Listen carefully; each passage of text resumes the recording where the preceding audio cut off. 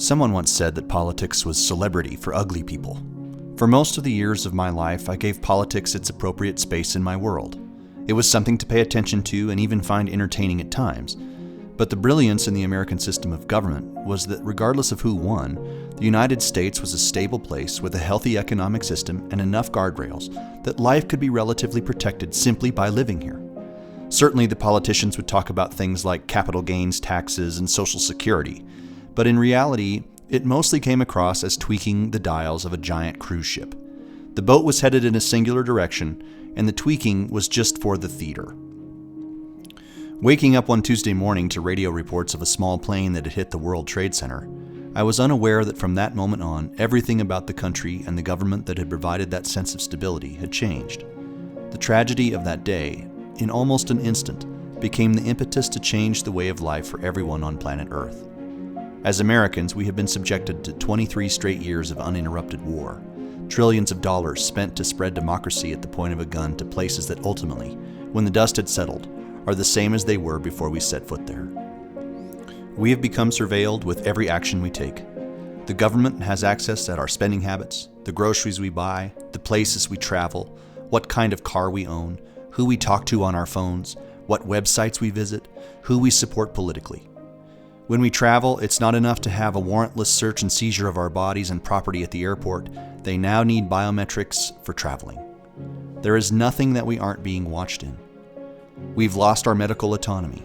Our world mandates masks and vaccines and how far we stand from one another in the shopping mall. Without compliance, we face the possibility of losing livelihood, our homes, and even our children.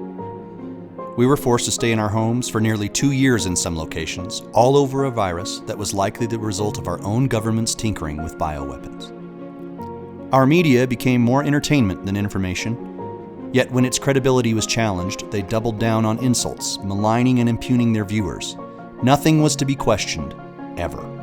It was inappropriate to ask about COVID, or 9/11, or the forever wars, or the powerful of Washington's infatuation with investment bankers and their islands, or assassinations of presidents. Our government is the military-industrial world that Eisenhower warned us about. Corporations, pharmaceutical companies, military contractors, big tech, big energy, and big retail all get a seat at the table with their donations and willful propping up of Washington's establishment. Main Street is dying because they cannot compete with the companies that use the strong arm of governmental regulation to write them out of existence. The fabric of any town across America is dying by the chokehold of the regulator.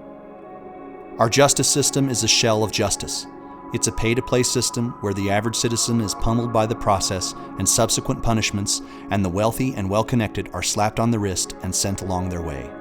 The average citizen is punished before the law because the power of the state is greater than their pocketbooks, and the justice system openly operates in this two-tiered world. We've been restricted in our travels, in our purchases, in our ability to gather, to worship, to hold funerals for those we loved, all at the hands of a government that decided that we the people were more of an annoyance than something to serve. When I look out on the horizon and survey what the future might hold for my children, it seems far more daunting than the landscape I was brought into. All of the actions of government have left us with a harder place to live than the one I inherited. They ruined the money supply, oversaw the crumbling of the social fabric, willfully used the power of the state to steer this mighty ship of liberty towards a dystopic future where reality and broadcast were so intertwined that nothing real happens until it's seen on Instagram. Certainly there were warnings, people who were sounding the alarm bells for us to wake up to what was happening, but it felt so foreign to ask the honest question about our government. She had been the stabilizing force that brought prosperity to this land, so questioning it seemed disjarring. But the time has now come where the doors of self-governance are closing, and closing quickly. The American political system has always been about the opportunity to peacefully continue on with our lives while making political changes that the majority feels are necessary. It's been a system with great achievement, and one that was once the envy of the world. There's a strange air of frustration swimming below the surface for so many people now. It was exacerbated in the era of COVID and forced further down the lives of people in the subsequent power that government gained in our relinquishment of those rights by their force. The longer that goes on, the higher the likelihood is that all of this ends up in violence. The establishment in Washington wants more of the same. They will run President Biden again because he's the very best they've had. Vacant in thought, a willful plagiarizer, and a compliant avuncular character that is only embarrassing every other day. They need not manipulate him or control his own will or ideas.